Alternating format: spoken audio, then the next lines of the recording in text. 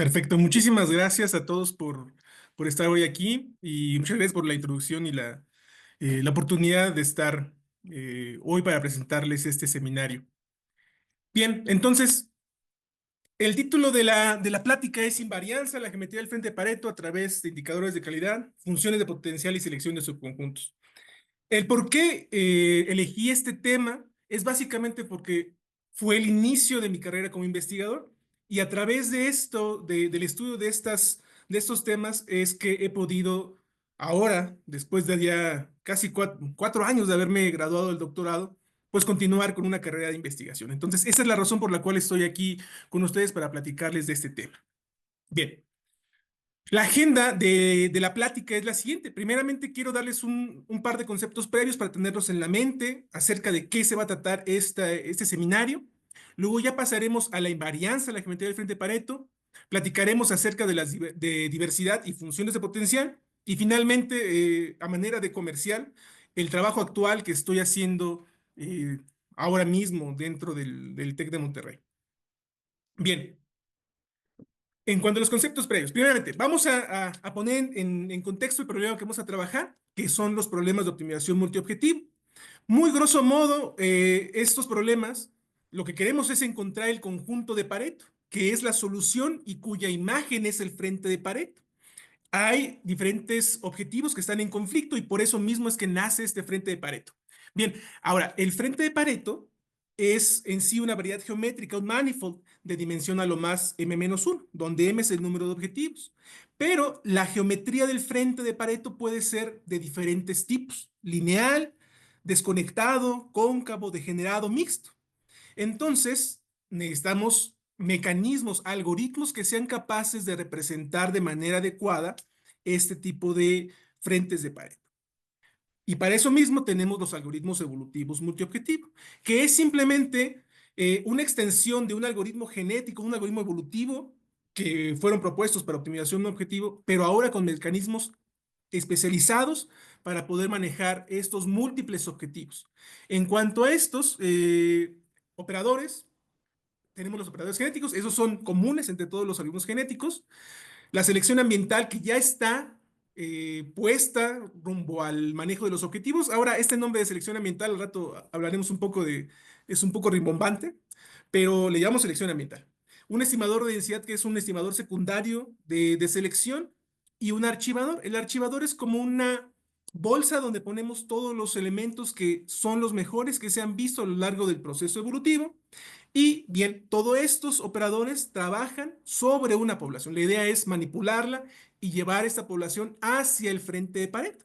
Y claramente, la obsesión que tenemos dentro de los algoritmos evolutivos multiobjetivo, o MOEAS, para más corto, por su acrónimo en inglés, es generar buenas aproximaciones. Aquí en la imagen podemos ver algunos tipos de aproximaciones hechos por algoritmos como IMIA, SMS MOA, R12 MOA, y cada uno tiene ciertas particularidades. Pero la idea entonces es discretizar esta variedad geométrica que representa el frente de Pareto, con claramente una cantidad finita de puntos, porque no hay memoria infinita dentro de nuestras computadoras.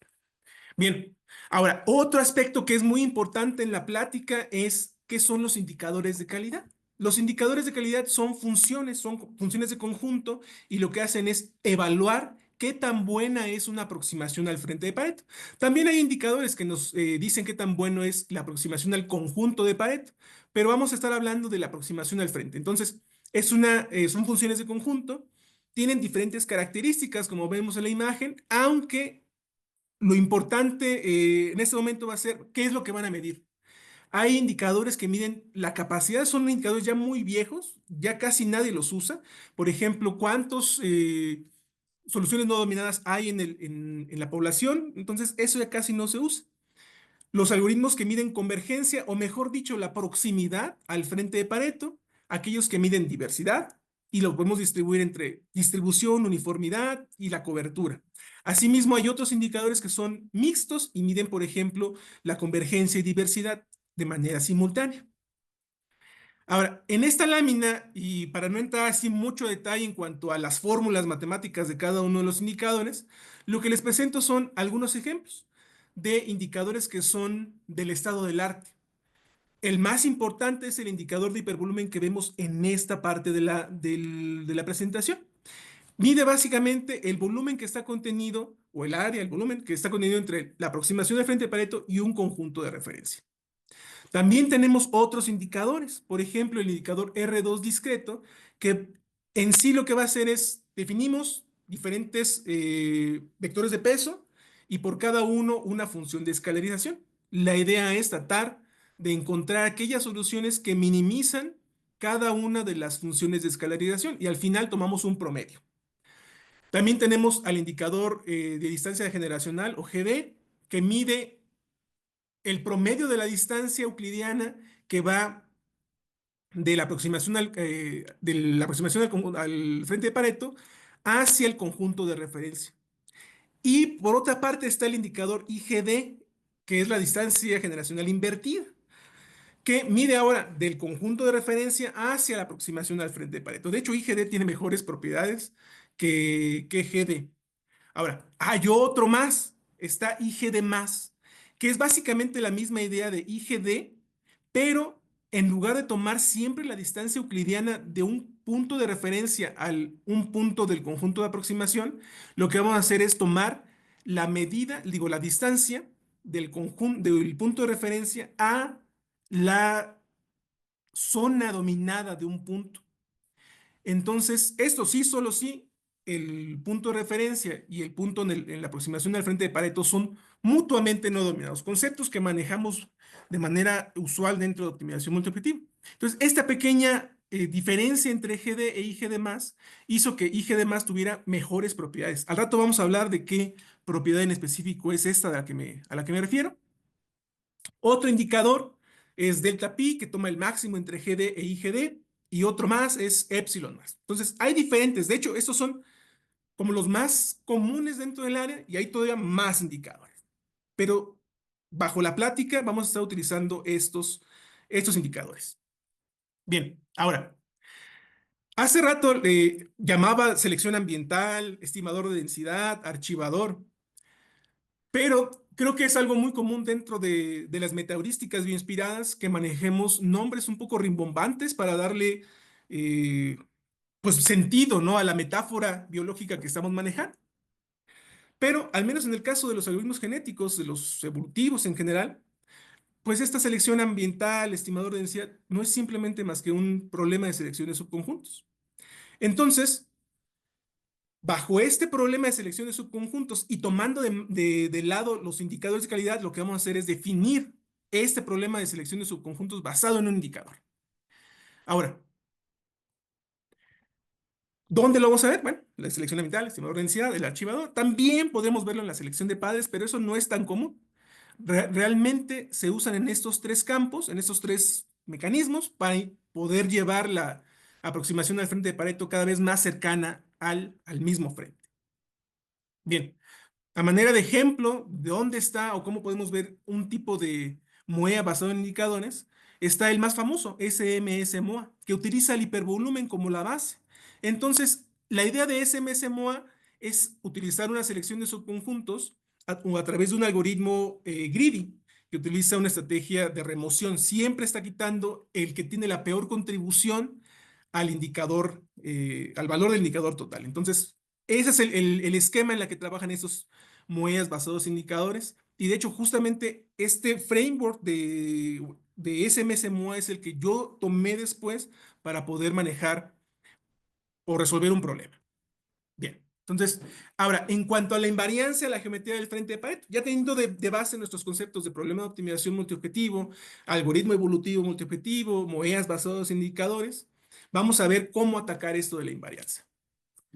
Entonces, para empezar, lo que quiero es decir o tratar de resolver cuál es la mejor aproximación al frente de Pareto. En la figura vemos un frente de Pareto, que es el que está en medio, que tiene una forma triangular, lineal. Entonces, hay a los costados unos ejemplos de aproximaciones. Entonces, uno podría hacerse la pregunta, ¿cuál es la mejor aproximación? Y eso estaría correlacionado con cuál es el mejor algoritmo que podría yo tomar y que me genere ese tipo de distribución.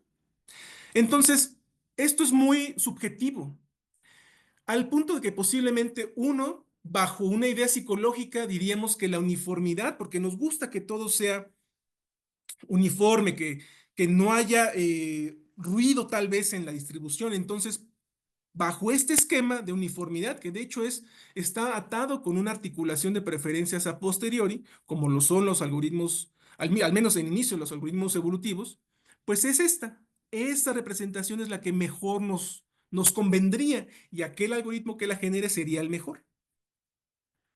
Ahora, esto o tratar de generar una distribución uniforme para cada tipo de geometría, aunque no me lo crean, era un problema hasta el 2017. A pesar de que ya había tenido muchos años de desarrollo del área, teniendo algoritmos como NSGA2, estos algoritmos no eran tan buenos. En el caso de poder representar o tener invarianza en la geometría del frente de Pareto. De hecho, no la tenían. NSGA2 o MoeAD o NSGA3, que fue el sucesor del NSGA2, no podían hacerlo.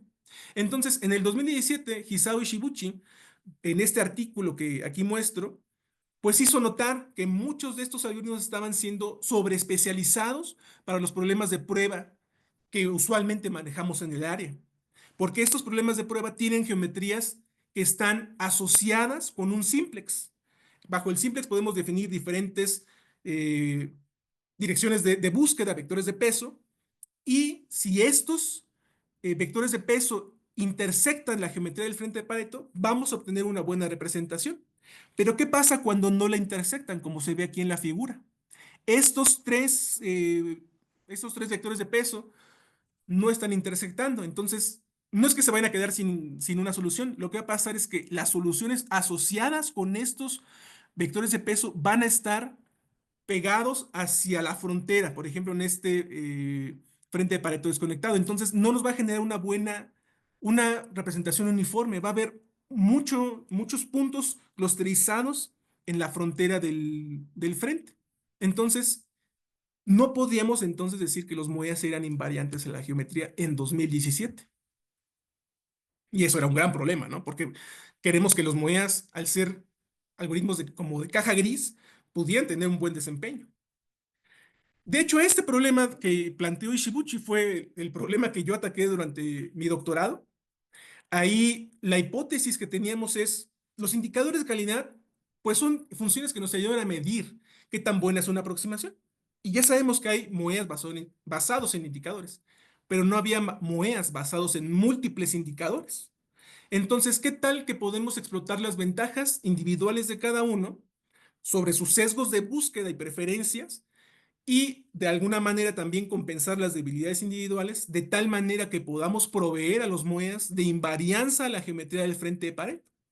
Esa fue la hipótesis básicamente de mi doctorado y en el cual desarrollamos MOEAs basados en múltiples indicadores o MIB MOEAs. Ahora, dentro de esto, de este tipo de MOEAs, lo que se planteó fue tres esquemas para poder resolver la invarianza, que de hecho fue un proceso de prueba y error, pero al final son tres esquemas: competitivo, de combinación y cooperativo. Entonces, vamos a platicar ahorita un poco acerca de algunos de estos MOEAs, de estos esquemas de diseño, y cómo es que alguno de ellos, o tal vez todos, nos entregaron entonces la invarianza a la geometría del frente de Pareto. Bien, entonces el esquema competitivo. De hecho, no voy a entrar mucho en detalle del competitivo, porque adelantándome un poco, no le fue tan bien. Pero fue interesante el hecho de que dentro del esquema competitivo lo que queremos es tratar de que cada esquema de selección individual basado en un indicador tome más tiempo o pelee por tiempo de ejecución dentro del proceso evolutivo. Entonces, eso me llevó al diseño de este MOEA, Multi-Indicator Hyperheuristic, que lo que hace es, de fondo, tiene una cadena Markov, que lo que hacemos es, con una especie tal vez muy arcaico de aprendizaje por refuerzo, tratamos de ajustar las probabilidades de selección dentro de la cadena. Y por dentro hay una heurística, un selector que va tomando las probabilidades de selección y eligiendo alguna. Entonces, al final cuando se hizo el análisis completo de MIPS, lo que vimos es que había cosas interesantes. Por ejemplo, hay un patrón. Sí hay un patrón en cuanto a cuándo es mejor utilizar ciertos indicadores y cuándo no. Por ejemplo, IG de más y epsilon más, que lo que hacen es empujar la población o tienen preferencias muy asociadas con el hipervolumen, lo que hacen es ser muy buenos, ir muy rápido hacia el frente de Pareto. Sin embargo, R2 y delta pi, que en sí tienen una mejor preferencia por uniformidad, los mandamos o se mandan hacia el final. Entonces, naturalmente, dentro del proceso evolutivo nació este comportamiento. Al inicio, IG de más o epsilon más, y al final R2 y delta pi para refinar la distribución. No obstante, la distribución obtenida no fue la mejor. Entonces, el esquema competitivo en ese momento quedó de lado. Hice otro más basado en AdaBoost, pero igualmente no lograba tener la distribución o la invarianza en la geometría del frente de Pareto, a pesar de obtener estos patrones interesantes. Entonces, adelantándome ahora ya al esquema cooperativo, vamos a hacer una pequeña pausa. Y la pausa la necesitamos porque las funciones de potencial aquí entran en juego. En general, una función de potencial sobre un conjunto finito es esta suma. Vamos sumando, eh, pues en esta parte, la interacción individual nada más de un elemento dentro del conjunto. Luego tomamos las interacciones por pares de los elementos bajo este kernel que le llamamos K2, porque es interacción de dos partículas o de dos elementos. Y así sucesivamente. Podemos tomar ahora la interacción por tripletas o por tuplas de 4 elementos, 5 elementos y así sucesivamente. De hecho, a partir de 3 en adelante les llaman las Many Body Potential Functions, pero bueno, eso sería muy costoso. Lo que pasó es que nos vamos a centrar en la energía potencial por pares. ¿Por qué? Porque hay un artículo, de hecho fue una compañera mía del doctorado, Raquel Hernández Gómez, que utilizó una función llamada Recess Energy para diseñar un esquema de selección, pero solamente la usó. A pesar de eso, los resultados eran interesantes. Entonces, eso me causó la inquietud de por qué. O sea, esa función se veía interesante, todo el contexto de física era muy interesante y bueno, ¿qué más puede hacer la función? Dentro de lo que hizo Raquel, utilizó una estrategia de remoción para un esquema de selección de subconjuntos. En cada iteración del algoritmo, lo que hace es quitar una solución que contribuye de la peor forma posible al valor del indicador. En este caso, aquella que tenga una contribución muy grande, porque la idea de la recess energy, o tratamos de minimizar la energía para que se mantenga en un estado estable la configuración de puntos. También hay otros estudios, de hecho, mucho más matemáticos, en este caso de Edward Saff y Douglas Harding, así también como Sergei Brodachov, que tienen todo un estudio matemático acerca de estas funciones. Aunque mucho de ello se restringe a las esferas y también hay estudios sobre manifolds rectificables. Bien, ahora, ya hicimos el pequeño comercial acerca de las funciones de potencial. En ese momento parecían buena opción, no sabía por qué. Bien, regresando al esquema cooperativo, ya vimos que el competitivo no funcionaba del todo, porque de hecho había como una pelea, bueno, hay una pelea por ser competitivo, y hay un efecto destructivo entre cada uno de los indicadores, porque cada uno quiere imponer sus preferencias. Entonces hay un efecto destructivo y por eso no se llegaba también a una aproximación uniforme independientemente de la geometría. Ahora, en este caso, se cambió el esquema al cooperativo. También hubo un largo camino recorrido para llegar a este algoritmo que le llamamos el Island-Based Multiplicator Algorithm o IMIA. Básicamente es un modelo de islas con un esquema de migración. Los modelos de islas ya eran muy conocidos claramente dentro de los algoritmos evolutivos, pero tratamos ahora de tomar múltiples indicadores. Cada isla tiene un indicador. Por ejemplo, tenemos una isla con hipervolumen, con R2, con IG de más, con delta pi, con epsilon más. Cada uno de estos algoritmos, de hecho, siguen el mismo framework del SMSMOA, con una selección de estado estable, bajo un esquema de greedy de remoción. Entonces, todos funcionan de la misma manera. Cada uno tiene una micropoblación, de tal manera que no explote demasiado el consumo de las funciones objetivo. Tenemos una población, tal vez de tamaño usual, como en los algoritmos evolutivos, hablando de 100, 200 tal vez individuos dentro de la población, pero estos 200, por ejemplo, se reparten entre las cinco islas, de tal manera que nos quede un fragmento en cada isla. Ahora, las islas al inicio trabajan de manera independiente, cada uno evolucionando a su población, con sus propias preferencias, pero llega un momento donde hay que migrar, de tal manera que podamos aumentar la diversidad en las poblaciones que estén conectadas. Hay que definir una topología de conexión dentro de IMIA, es uno de hecho de los parámetros del algoritmo. Y otra cosa, IMIA en su forma de implementación es un MOEA paralelo. Cada una de las islas trabajan de manera paralela. Fue implementado con OpenMP y actualmente hay una implementación con MPI.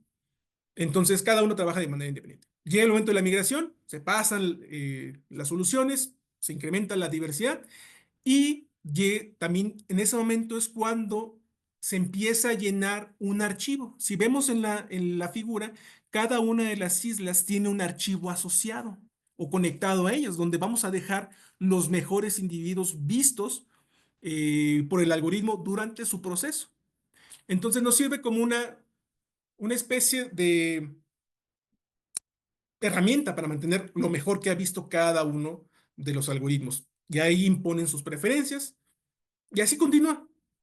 De manera, el proceso evolutivo continúa, consumimos todas las evaluaciones de la función objetivo bajo un esquema de funciones o de consumo de funciones, digamos, normal ante las pruebas que se hacen, por ejemplo, 40,000, 50,000 evaluaciones de la función objetivo, que es lo usual en benchmarking. Entonces, ahí todo va bien. Ahora, el siguiente paso de MIA es, ya todo mundo acabó, vamos a obtener los archivos que están de manera individual en cada una de las islas y lo que vamos a hacer es juntarlos. Unimos todas las islas, todos los conjuntos en un superconjunto, aplicamos un filtrado no dominado para poder quitar aquellas soluciones que no sirven y finalmente se hace una selección de subconjuntos basada en la función Riese-Synergy. Y ya con esto entregamos una aproximación al frente de Pareto del tamaño deseado por el tomador de decisiones. Entonces, este es IMIA. Si vemos el pseudocódigo, igual, no entrando a detalle de cada una de las líneas, en estas líneas, línea 3 a 7, vemos la primera fase, la evolución de las islas de manera paralela, y después, de las líneas 8 hasta el final, está la fase donde aglomeramos todos los archivos, los unimos, aplicamos el filtrado y la selección de subconjuntos basada en Riese-Synergy. Entonces, esto es IMIA y últimamente han utilizado IMIA, por ejemplo, para búsqueda de arquitecturas neuronales y para problemas de estaciones de intercambio de baterías. Ahora, IMIA me interesa que veamos cómo es que funciona o cómo fueron sus resultados. Probamos IMIA con diferentes problemas. Los usuales en el área, por ejemplo, los problemas DTLZ, WFG y sus versiones invertidas. También aquí cabe aclarar que probamos de 2 hasta 7 objetivos, variamos las cardinalidades de cada una de las aproximaciones al frente, o sea, poblaciones de 50, 75, 100, 120 y 140 individuos. Y otro aspecto, falta definir qué es invarianza a la geometría del frente de Pareto. Entonces, para los fines del estudio, la invarianza a la geometría del frente de Pareto significa que que un MOEA va a tener un comportamiento relativamente bueno en cada uno de los diferentes indicadores con los cuales midamos. Medir con un solo indicador no sería lo adecuado, necesitamos múltiples indicadores. De hecho, hay un teorema ahí de Sitzler, por ahí del 2003, una persona muy importante dentro de evolutivos, que nos dicen que necesitamos una infinidad de indicadores para poder medir adecuadamente una aproximación al frente de Pareto. Entonces, no podemos tener una infinidad, pero sí tomamos, en este caso, 7 indicadores. Los base que usamos, hipervolumen, R2, IG más, epsilon más, delta pi, Rises Energy, y otro indicador de diversidad llamado Solow-Polaski. Comparamos contra MOEAS en ese momento del estado del arte, que fue en el 2020, y en ese caso AR-MOEA, GREA y otros más. También este CMIB-MOEA, de hecho fue propuesto también por mí, es digamos la versión previa y mía, nada más que en un esquema maestro-esclavo, y también probamos contra los MOEAs utilizando el indicador base.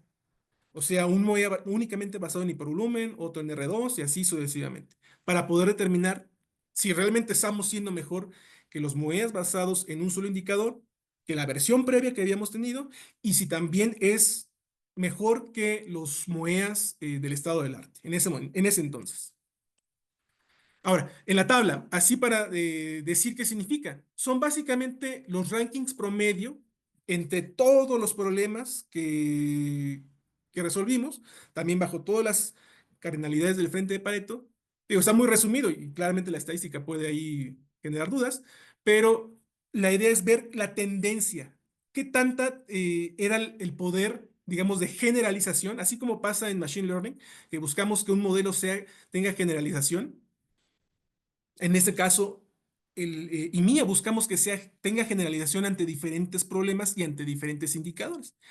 Y entre más bajo sea el ranking, o sea, se acerca a 1, pues es mejor. Y podemos ver que en el caso de Delta P, Research Energy y solo Polaski, tiene el mejor comportamiento ante todos los monedas del estado del arte. En cuanto a R2, vamos en segundo lugar. Y en hipervolumen, IG de más y epsilon más, estamos a media tabla. Ahora, con respecto a la versión previa, le ganamos en R2 delta pi epsilon de Research Energy solo Polaski y hay unos problemitas con hipervolumen IG de más y epsilon más. Ahora, ¿son problemas realmente? La respuesta es que no. El hipervolumen es una función muy sensible ante un parámetro, que es el punto de referencia. Y dependiendo de dónde se coloque el punto de referencia, va a tener diferentes preferencias. Entonces, de hecho, el estudio de colocar el punto de referencia del hipervolumen es todavía un problema abierto, sobre todo en dimensiones de 3 hacia más objetivo. Es totalmente un problema abierto. Entonces, bueno, aquí bajo el punto de referencia que estableció, se nota que no hay una preferencia del hipervolumen hacia una uniformidad, porque el hipervolumen de hecho tiene un cierto sesgo hacia los puntos que están en la rodilla del frente, así le llamamos en el área, la rodilla del frente, son los puntos que están cercanos más o menos en medio del frente de pared.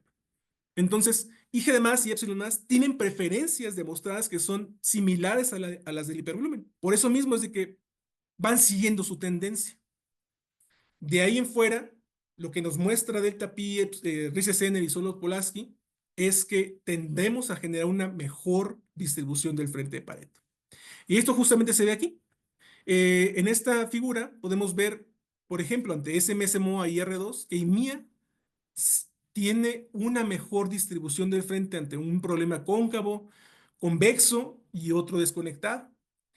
Y a otra parte, en esta figura de la derecha, hubo un comportamiento muy interesante. Al final, el archivo que tenemos, se juntan todas las soluciones que vienen de las islas y podemos ver que después del proceso de selección de subconjuntos basada en Research Energy, sí hay una tendencia, un patrón a que ciertos indicadores tengan más presencia en la distribución final del frente de Pareto. Entonces podemos ver, por ejemplo, que en el caso de un problema cóncavo como DTLZ2, que está en la parte, en la fila de arriba, hay una mayor presencia, por ejemplo, de delta pi, porque de hecho trata de tener mejor uniformidad. Entonces, esos patrones fueron muy interesantes, como cada indicador tiene mayor o menor presencia dependiendo de la geometría del frente. Entonces, como conclusión de este estudio del esquema cooperativo, se logra, lo pongo entre comillas porque se logra, no tenemos una prueba matemática, pero al menos la tendencia estadística y los experimentos que hicimos es que sí hay una tendencia a esta invarianza, a esta generalización de comportamiento de IMIA, independientemente del problema de optimización multiobjetivo que esté enfrente y la geometría que tenga el propio frente. Entonces, Eso es algo que no había sido resuelto en el 2017 y que en el 2020 hubo un resultado importante con respecto a lo que presenta IMIA.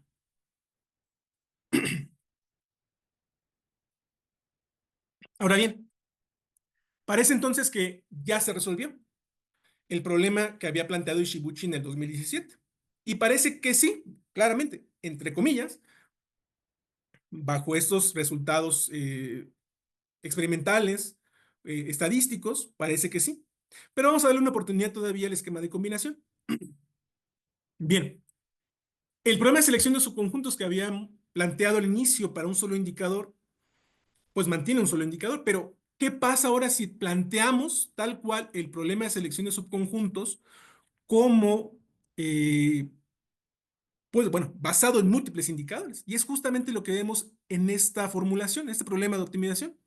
Tenemos K indicadores y por ahí está una función que le vamos a llamar una función de combinación que recibe los valores de K indicadores y lo va a transformar a un solo valor real. Bueno, podríamos haber también planteado un problema de optimización multiobjetivo con múltiples indicadores, que de hecho se puede y hay indicios de que hay un frente de Pareto dependiendo de los indicadores que uno escoja. Pero vamos a utilizar la función de combinación y la pregunta clave aquí es ¿qué propiedades debe cumplir C para que entonces podamos tener un problema de optimización multiobjetivo de selección, bueno, un problema de selección de subconjuntos, perdón, basado en múltiples indicadores? Bien, para eso necesitamos hablar muy brevemente de la dominancia de Pareto extendida a conjuntos. Hay diferentes definiciones, aquí en la tabla pongo algunas de las que existen, pero vamos a hablar de que dos conjuntos A y B, bueno, A estrictamente domina en el sentido de conjunto AB, si de hecho A domina débilmente a B y B no domina débilmente B, a A. O sea, significa que al menos hay algo diferente dentro del conjunto A. Entonces, esta definición es muy importante porque por ahí del 2003 se planteó qué es la Pareto compatibilidad, que es básicamente cómo representamos el orden que impone la relación de conjunto, de dominancia de conjunto, a través de un indicador. Entonces, si A estrictamente domina B, y bueno, esto implica entonces que el valor de I, asumiendo minimización del valor, es menor que el valor del indicador en B, entonces vamos a decir que es Pareto compatible. Pero si es menor o igual el valor, vamos a llamarlo débilmente Pareto compatible. En ese sentido, el indicador de hipervolumen y sus variantes son los únicos indicadores unarios que son Pareto compatibles. R2 y G de más y epsilon más son débilmente Pareto compatibles. De hecho, por eso es que son importantes en el área, por sus propiedades matemáticas. Bien, ahora, esto es importante, ¿por qué? Porque para definir o responder la pregunta de cuáles son las propiedades de C, hay que tomar en cuenta la compatibilidad de los indicadores. Entonces, en un artículo que publicamos en el 2022, fue un resultado tal vez pequeño, vamos a llamarlo así, pero de todos modos fue muy poderoso porque a través de la definición de vectores compatibles, vamos a llamarlo compatible de indicadores, donde al menos uno de los indicadores es Pareto compatible y los demás son débilmente Pareto compatibles, y una función de combinación C que sea preservadora de orden, entonces podemos construir indicadores Pareto compatibles, ya dejando de lado que el hipervolumen sea el único. De hecho, seguimos utilizando el hipervolumen porque es el único y sus variantes, pero a través de esta función de combinación y todo este esquema, lo que podemos hacer es convertir a indicadores débilmente Pareto compatibles en Pareto compatibles y modificar las preferencias. Ya no, el indicador resultante como IGD más, epsilon más y R2 más, no tienen las mismas preferencias del hipervolumen. De hecho, tienen preferencias sumamente apegadas a las de IGD más, epsilon más y R2, pero Pareto compatibles. Entonces, ese fue el resultado importante. Hay una mayor variedad de indicadores Pareto compatibles con este resultado. Ahora, si volvemos al esquema de combinación, sí, lo tratamos nuevamente. El resultado más importante es esto, la generación de más indicadores Pareto compatibles. Pero no estuvo de más que pudiéramos explorar el esquema de combinación nuevamente. porque ya tenemos entonces el esquema para volver a integrar un algoritmo de selección de subconjuntos basado en una estrategia de remoción y acoplarla al framework del SMSMOA, cambiando nada más el indicador. Bien, sí se hizo. Tuvimos algunos resultados, pero claramente estamos jalando las propiedades del hipervolumen, el costo computacional del hipervolumen, porque eso es algo que mencionar, es muy costoso el hipervolumen, además de los parámetros de cada uno de los indicadores. Entonces, lo vuelve complicado. Aún así, cuando se hicieron las pruebas, se puede ver que el indicador, por ejemplo, este PQI-MOA basado en una suma ponderada de hipervolumen y R2, tiene este efecto como a mutar. Cuando una geometría, por ejemplo, es cóncava, como la que vemos aquí, se comporta como R2, pero cuando la geometría es convexa, y es donde falla R2, se comporta como el hipervolumen. Entonces, empieza a tomar o a cambiar su comportamiento tomando de base sus indicadores con los que se construyó el indicador combinado. Eso fue muy importante. No se ha explorado más, sobre todo por este punto de que están de antemano los parámetros de los indicadores dentro del problema y establecerlos por sí mismos es un problema, pero el comportamiento es interesante, al menos en el contexto teórico de ciencia básica, para mí se me hace interesante. Bien, ahora, en cuanto a, no, creo que me adelanté un poco, los contrastes del esquema de combinación. Sí, tenemos las ventajas de todo esto, ¿qué fue? Hay mayor gama de indicadores. Creo que las ventajas están en que tenemos una mayor gama de indicadores Pareto compatibles. Tenemos un control de las preferencias. Ahora, en lugar de que la gente del área se concentre en tratar de descubrir un nuevo indicador que sea diferente al hipervolumen, pero asimismo Pareto compatible, se puede entonces plantear el diseño de indicadores débilmente Pareto compatibles y luego transformarlos en Pareto compatibles. También el efecto de PQI-MOA era interesante, pero bueno, sus desventajas es el uso del indicador de hipervolumen, su costo computacional y los parámetros. Aún así, fue interesante por el hecho de que nos dio paso a definir nuevos indicadores. Ahora, conclusiones de esta parte de la invarianza de la geometría. Sí, sí alcanzamos esta invarianza de la geometría, o sea, resolvimos el problema que había planteado Ishibuchi en el 2017 a través de la combinación de, bueno, el uso de múltiples indicadores. El esquema cooperativo es el mejor, más allá del competitivo, y el de combinación tiene potencial, pero tiene problemas en cuanto a la formulación y el uso de los propios indicadores. Entonces, la idea es quedarnos con el esquema cooperativo. Ahora, ¿hay otra manera de resolver la invarianza? Sí, sí la hay. De hecho, tuve un estudiante doctoral, ya se graduó en diciembre del año pasado, Luis Ángel Márquez, cuya tesis estuvo basada en el estudio de conjuntos de referencia adaptativos. Esa también era una tendencia en el área para resolver la invarianza, pero no había algo que fuera extendible a diferentes esquemas de algoritmos que utilicen vectores de peso. Entonces, Luis Ángel lo resolvió, hizo algunas cosas muy interesantes. Ahí dejo la referencia, no me daré tiempo de entrar a detalle. Hay un artículo interesante que fue el que apenas salió el año pasado, de un algoritmo basado en uniformidad y diversidad, y hace uso justamente de funciones de potencia. Pero sí, sí hay otra forma de llegar a la invarianza. Ahora, ¿qué sigue? Bueno, esto todo se hizo en problemas de optimización multiobjetivo estáticos, pero ¿qué pasaría con dinámicos, los que tienen restricciones, con incertidumbre, multimodales o las combinaciones? Nada de esto de la invarianza de la geometría se ha estudiado en esos otros problemas. Entonces, es un campo fértil para que podamos llevar estos estudios hacia allá. Bien, me queda poco tiempo, pero bueno, vamos a hablar muy rápidamente de la diversidad y funciones de potencial. Todo lo que les platiqué del esquema cooperativo fue el IMIA, pero hubo todo un desarrollo detrás, CRIEMOA, el CMIB-MOEA, y todos ellos, esos esquemas cooperativos, tienen de base a la Rises Energy, a la función Rises Energy. Entonces, en su formulación, si lo vemos, son simplemente sumas de este kernel. Entonces, ¿por qué algo tan simple? ¿Por qué un esquema de selección basado en esta función que es relativamente simple a comparación de otros esquemas de preservación de diversidad que existen en el área y que de hecho tienen un diseño más complejo, más rebuscado, porque algo tan simple funciona tan bien. Sin entrar tanto detalle, lo que decidí hacer es estudiar algo que se llama la diversidad de Weizmann. Esta diversidad cumple con una forma de programación dinámica, lo cual lo hace muy costoso, pero esta función, también estudiada hace tiempo en cuestiones de biodiversidad, logra medir adecuadamente estas preferencias de uniformidad que nosotros queremos, como vemos aquí en la figura, donde la idea es maximizar el valor de la diversidad de Weizmann.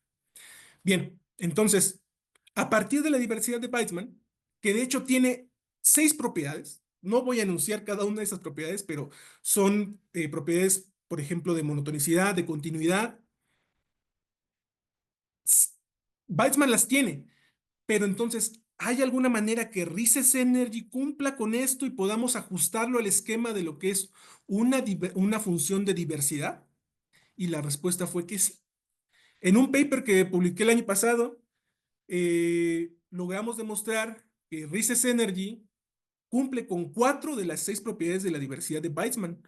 Entonces, esa es una de las razones por las cuales Rises Energy es una función tan buena, simple y no tan rebuscada como existen otros mecanismos de preservación de diversidad del área.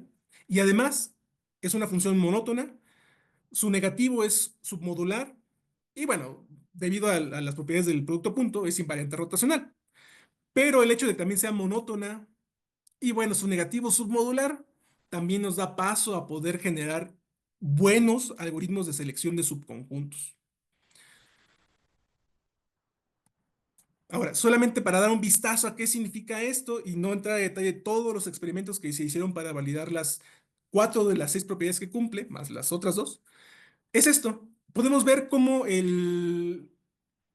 cambia el gradiente o la preferencia de Rises Energy ante diferentes geometrías del frente de Pareto. Ahora, de hecho, aquí se ve que de las zonas más rojas es donde prefiere las soluciones y las zonas más frías es donde empieza a no preferir esas soluciones porque están muy aglomeradas. Y un esquema de selección de subconjuntos empezaría a sacarle provecho a estas preferencias, de tal manera que al final podemos ver en todos los experimentos que hicieron, por ejemplo, con IMIA, cómo es que logramos tener una mejor representación del frente independientemente de la geometría, porque justamente la continuidad de Rice Energy cambia dependiendo del tipo de geometría del frente de Pareto. Bien, ahora, si todavía no hay una confianza del todo en Rice Energy, también se hizo un estudio comparándola contra otros indicadores de calidad. Y en ese estudio, también Rises Energy pasó a ser uno de los mejores indicadores donde no es tan sensible a cambios de uniformidad, de cobertura del frente y otros aspectos. Entonces, la mantiene como una buena función para medir diversidad. Ahora, eso es todo con respecto a Rises Energy. La verdad es que no. Apenas salió un resultado donde, bueno, marcan que la selección de subconjuntos basada en Rises Energy es un problema NP difícil. Y entonces eso quiere decir, hay que hacer heurísticas para poder seleccionar puntos. Y de hecho, justamente, en este año ya tenemos un paper aceptado en el Transactions on Evolutionary Computation, donde hicimos diferentes algoritmos de selección de subconjuntos basados en Rises Energy, pero ya mejores y muy rápidos. Pueden procesar millones de puntos en segundos, por decirlo así. También estamos estudiando otro aspecto en cuanto a cómo generar la distribución de puntos con un algoritmo de gradiente descendente y hay unos resultados muy, muy importantes, aunque ese paper está por ser sometido. Bien, a manera de conclusión de esta parte, Rises Energy, ya vimos, es un buen indicador, de hecho es un indicador de diversidad con propiedades garantizadas y esto nos da paso al diseño de algoritmos de selección de subconjuntos muy, muy buenos. Entonces, eso fue clave justamente para poder llevar el esquema cooperativo a ser o alcanzar la invarianza de la geometría del frente de Pareto. Y la verdad, Rises Energy todavía y otras funciones que están asociadas merece más investigación. Ahora, ya a manera de conclusión y a manera de comercial, no todo lo que hago es esto. Esto fue solamente el inicio para poder diversificarme una vez que salí del doctorado y empezar a trabajar como investigador independiente, a tener líneas de investigación nuevamente en diseño de muestras, diversidad hiperheurísticas, AutoML y búsqueda de arquitecturas neuronales, así como aplicaciones en telecomunicaciones y otras cosas. Entonces, es otra de las líneas que tengo abiertas y en las cuales sigo trabajando. Muchas gracias por su atención y bueno, quedo abierto a sus preguntas.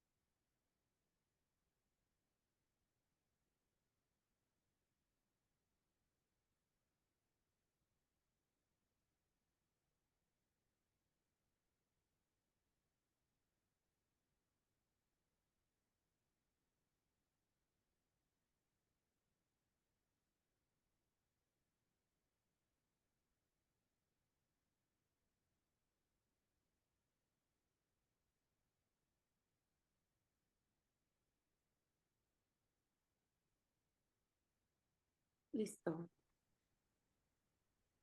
Ya. Tenemos problemas técnicos. No hay problema. Es que está una. A ver, ponle. ¿Hola? No, Me salgo. no, ahí está mal que problema. Más bien bajo el volumen. Sí, ya. Ya, ok. Ok, bueno. Muchas gracias. ¿Alguien del público tiene preguntas? Bueno, tengo una. En la práctica, qué tanto reduce el tamaño de las poblaciones que puedes explorar utilizar esta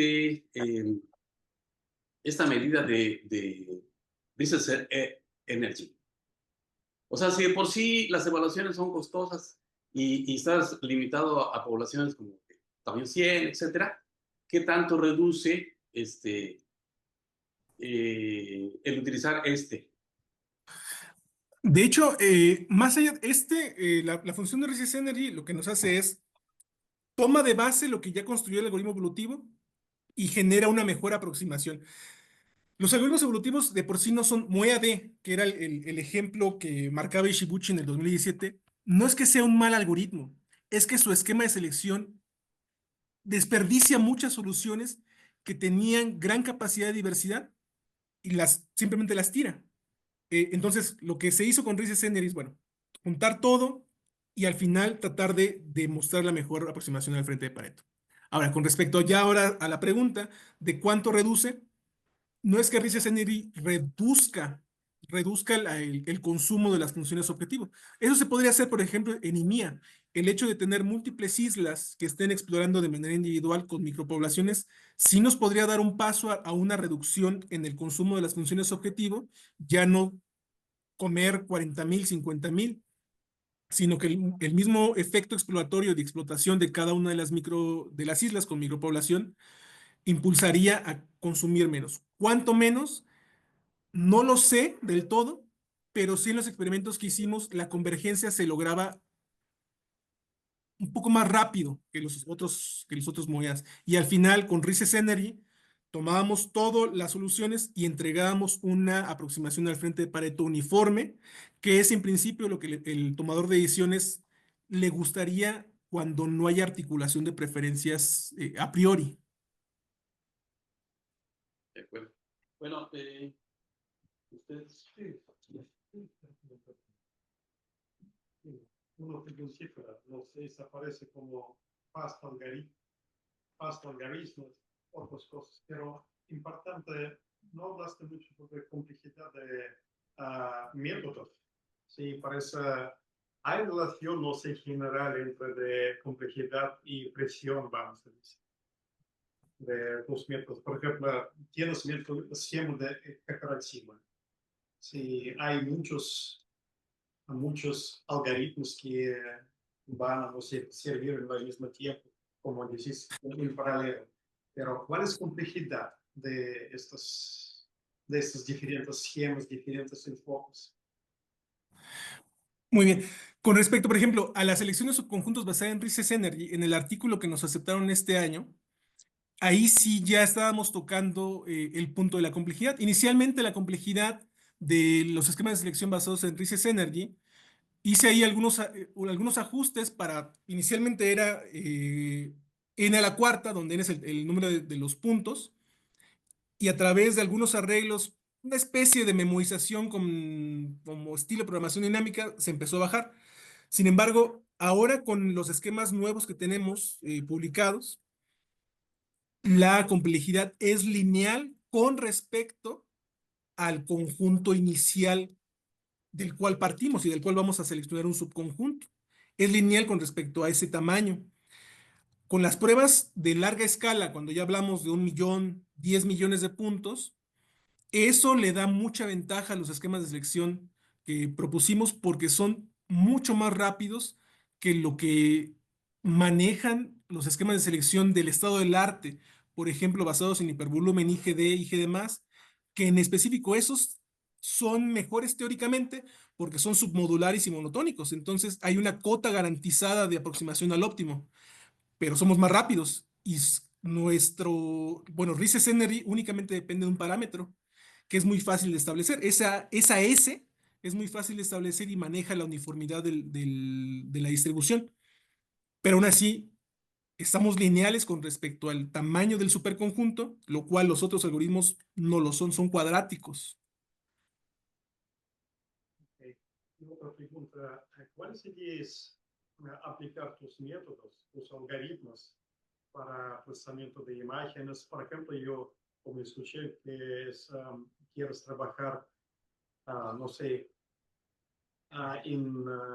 redes neuronales con deep learning y aplicar, por ejemplo, para clasificación, crecimiento o procesamiento de imágenes o datos. ¿Cuáles serías aplicar tus métodos para estos temas? Por ejemplo, para procesamiento de imágenes, podemos utilizarlo como el método de búsqueda dentro de todo el proceso de búsqueda de arquitecturas neuronales. En ese caso podemos utilizar IMIA, y de hecho ya lo han usado. Un colega acá en el TEC usó IMIA como el método de búsqueda, justamente para arquitecturas neuronales aplicadas a superresolución de imágenes.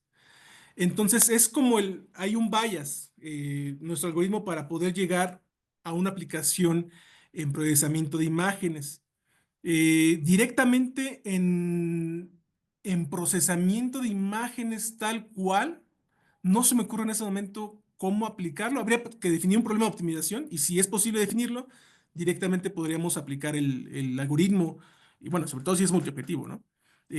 Pero de manera directa con arquitecturas neuronales aplicadas a superresoluciones como ya se ha usado. Y también hemos tenido otras aplicaciones, por ejemplo, los algoritmos que tenemos multiobjetivo se han aplicado, por ejemplo, para unos estudiantes que tuve de licenciatura, lo usaron para el diseño de los valores cercanos o muy buenos para un protocolo de ruteo. Resolvimos ese problema, hicimos unas simulaciones para ruteo en redes ad hoc. También se han utilizado actualmente en estaciones de intercambio de baterías, cómo establecer el problema de scheduling básicamente y aplicar los algoritmos. Entonces, hay muchos campos de aplicación. Inicialmente me he dedicado al diseño de los algoritmos, pero actualmente ya es mi consigna buscarle aplicaciones a lo que estoy haciendo. Osvaldo, gracias. Hola, ¿qué tal? ¿Qué tal? Bueno, me gustaría que expandieras un poco sobre la última parte donde dices que que puedes hacer algunas otras cosas o que has estado haciendo algunas otras cosas por ahí, ¿no? No sé si me escuchas bien. Sí, sí, sí. ¿En esa parte? Hace muy rápido, ¿no? Otras áreas Sí, de... Ah, ya, las otras áreas. Sí, ahí ya pasé muy rápido, me estaba pasando de los 45 minutos. Claro, claro, bueno, con respecto a los MOEAs, sigo en el diseño, pero ahora estoy enfocado a los problemas dinámicos, justamente porque no hay este comportamiento de invarianza de la geometría. Básicamente queremos llevar lo que ya se hizo en MOEA en problemas estáticos hacia los problemas dinámicos. Actualmente tengo un estudiante de doctorado de segundo semestre que está en esto trabajando. También el paralelismo IMIA en su esquema bueno, implementación con MPI en un esquema asíncrono. Hay una pelea entre síncronos y asíncronos, entonces también seguimos trabajando en ese estilo. La diversidad, las cosas relacionadas a raíces Energy siguen siendo de interés en cuanto al manejo, cómo medimos diversidad. Hay unos, claramente, también Rices Energy no es súper poderosa, no ha resuelto todo el problema. Tiene problemas en cuanto a, por ejemplo, explicabilidad del valor que retorna de diversidad, lo cual, por ejemplo, solo Polaski no lo tiene. Él sí es explicable porque es un valor entre 1 y n, donde n es el número de soluciones. Sin embargo, solo Polaski no cumple tantas de las propiedades de la diversidad de Weismann como sí lo hace Rices Energy. Entonces es un problema multiobjetivo, ¿no? Queremos explicabilidad, pero no tiene todas las propiedades. Seguimos en eso. En las hiperheurísticas, ya en el 2018 con MIPS, que presenté hace rato, había entrado en el mundo de las hiperheurísticas y actualmente colaborando con los colegas del TEC, que es un grupo fuerte en el diseño de hiperheurísticas, me he metido también un poco más a esto. Hemos estado trabajando en hiperheurísticas generativas, eso con un estudiante en particular del doctor Hugo Terashima, y en mi caso, con heurísticas de selección, sobre todo para poder estudiar cuál es la métrica de distancia que mejor se acopla a la geometría del frente de Pareto con la Rices Energy como esquema de selección. Ya tenemos resultados donde no es muy conveniente a veces aplicar la distancia euclidiana y es mejor, por ejemplo, utilizar distancia de Mahalanobis o distancia de Canberra. Depende el tipo de geometría donde podemos utilizar otra métrica. Entonces ahí hemos trabajado con hiperheurísticas de selección. También tengo un proyecto actualmente que está en fase un proyecto interno del TEC, que está en fase a ver si se logra concretar en cuanto a las aplicaciones de búsqueda de arquitecturas neuronales para imágenes, para mamografías. De hecho, en superresolución de mamografías. Entonces, hemos también estado trabajando con NAS a la par con Raúl Monroy en este tipo de cosas. Y yo por mi parte también he estado haciendo un poco de AutoML con el diseño automático de árboles de edición. Y finalmente las aplicaciones. Hace rato comenté en cuanto a mis estudiantes de licenciatura del Politécnico, que trabajaban con los protocolos de ruteo, cómo generar un buen comportamiento de los protocolos y la calendarización de estaciones de intercambio de baterías y un proyecto que es con la industria, que tenemos conversaciones avanzadas en cuanto a retail y optimización multiobjetivo de surtido y el diseño de planogramas. Entonces, eso apenas va empezando, pero son en las áreas en las que actualmente pues me he estado diversificando. gracias. Mónica. Gracias, Falcón, por tu seminario. Yo tengo un par de preguntas. Sí. La primera está un poquito relacionada con lo que te preguntó Vitali, pero yo te la voy a hacer un poquito más general para entender un poquito mejor. En tu presentación hablaste sobre pues, la invariancia de la geometría del frente de Pareto. ¿Qué implicaciones prácticas tiene esta propiedad en aplicaciones concretas? Ya sea, creo que escuché, o no sé si lo leí en tu paquete, imagenología médica o diseño de arquitecturas neuronales y cómo la diferencia de otros enfoques tradicionales de optimización multiobjetivo. Sí, por ejemplo, en NAS, lo que ha estado pasando es el uso de NSGA2. NSGA2 es el algoritmo de multiobjetivo más conocido. Sin embargo, es un algoritmo de hace 23 años, que no es invariante a la geometría del frente de Pareto. Eso quiere decir que dependiendo de la geometría. En algunos casos podría generar buena aproximación al frente y otras veces no, lo cual ya está visto en los experimentos. Ahora, ¿cómo es que lo que yo he hecho puede tener una aplicación y un impacto ahí? Es que los algoritmos que hemos desarrollado son, vamos a llamarlo, tienen un poder de generalización.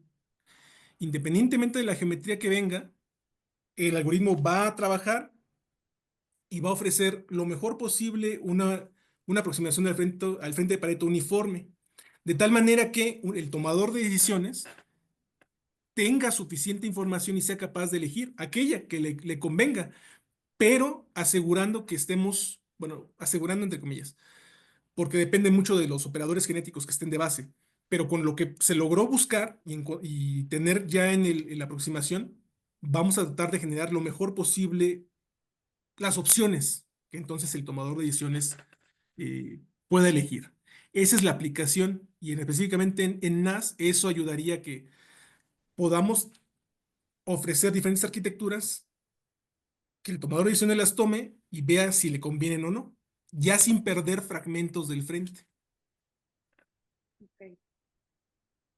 Y en relación a tu propuesta del uso de funciones de pares de potencial para pares indicadores de diversidad, ¿cómo explicarías en términos simples, accesibles y para un público no especializado en el área, este, por qué esta aproximación representa un avance relevante y cómo puede influir en el diseño de futuros algoritmos evolutivos?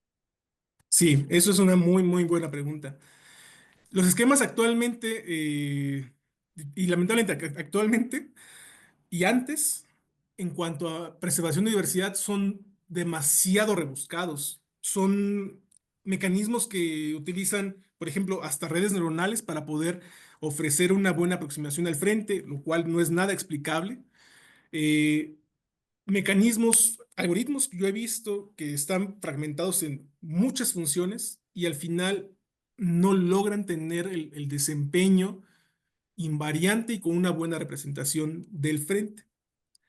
Sin embargo, las funciones de potencial, en su forma simple, que es básicamente una suma de los kernels que están dentro, que es la interacción que hay por pares, con un esquema de selección basado en un algoritmo greedy, tanto remoción o inclusión, o sea, quita o mete puntos, que eso es relativamente muy simple en cuanto al diseño, ofrece mejores resultados.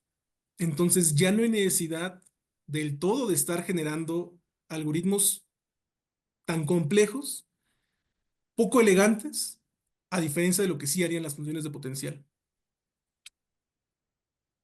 Ok, creo que sería todo por mi parte. Gracias. Muchas gracias. Al Bueno, contrario. si no tenemos preguntas del público, Ay, ¿hay preguntas? No, creo que no. Perdón, ¿puedo hacer una pregunta? Sí, claro. adelante. Sí, bueno, mucho gusto, Jesús. Gracias por tu presentación. Quería preguntarte un par de cosas. Uno, si se han hecho estudios de correlación, por ejemplo, entre los diferentes indicadores, ¿no? Para asegurarnos que no estemos midiendo la misma cosa y tratando de seleccionar cosas que son la misma, ¿no? Esa es una pregunta. Y la segunda tiene que ver, mencionaste que apenas se acaba de mostrar la complejidad de selección de los subconjuntos, y lo cual me llama un poco la atención. A lo mejor no entendí muy bien la formulación del problema, porque en optimización combinatoria el problema de selección de subconjuntos, ¿sí? De cardinalidad mínima, pues ya tiene mucho tiempo que se demostró su complejidad, que es NP difícil. O sea, eso quiere decir que no es el mismo problema de selección de subconjuntos.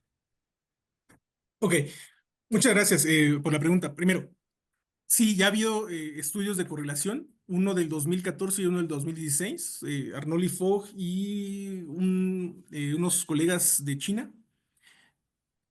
Hay una correlación entre epsilon más, IG de más con hipervolumen. R2 ya no está correlacionado con ellos, dependiendo también de la función de escalarización. Delta pi tampoco. Entonces de hecho se forma un frente de Pareto cuando uno trata de optimizarlos de manera simultánea. Y de todos modos, cada uno, aún así, cuando hipervolumen y y G demás tengan cierto grado de correlación, dependiendo, por ejemplo, cómo uno especifique el punto de referencia o el conjunto de puntos de referencia para IG demás, podrían diferir las preferencias. Ahora, con respecto a la otra pregunta, no, lo que hizo Michael Emmerich en este año fue tomar que el problema de selección de subconjuntos, minimizando la energía potencial, es NP difícil.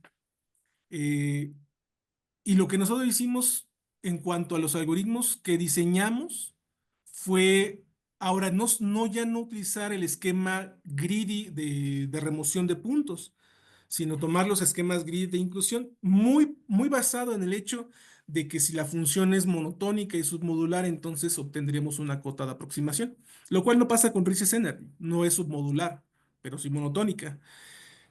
Entonces diseñamos aún así un algoritmo de inclusión para Rices Energy con esto y otro que es un esquema, vamos a llamarlo iterativo, de reemplazo iterativo, y hay un factor estocástico que en los estudios, de hecho, tiene un mejor comportamiento que los esquemas de remoción y de inclusión.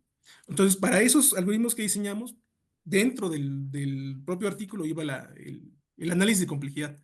Y es donde vimos que es lineal en el caso ya asintótico, cuando el superconjunto es muy grande, la complejidad tiende a ser lineal con respecto a ese tamaño. Pero no de que estemos redefiniendo la complejidad del problema de selección de subconjuntos. Solamente para los algoritmos que diseñamos, se probó, bueno, se calculó su complejidad y se compara con respecto a los otros esquemas bueno, los algoritmos de selección de subconjuntos basados en otros indicadores que hay, y aún así, en ese marco, los nuestros tienen menor complejidad.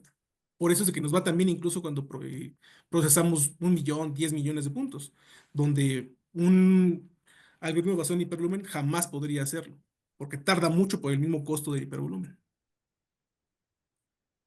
Muchas gracias.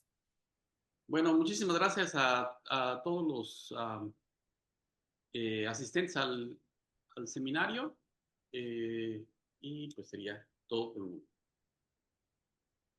Muchas Gracias. gracias. Muchas gracias a todos.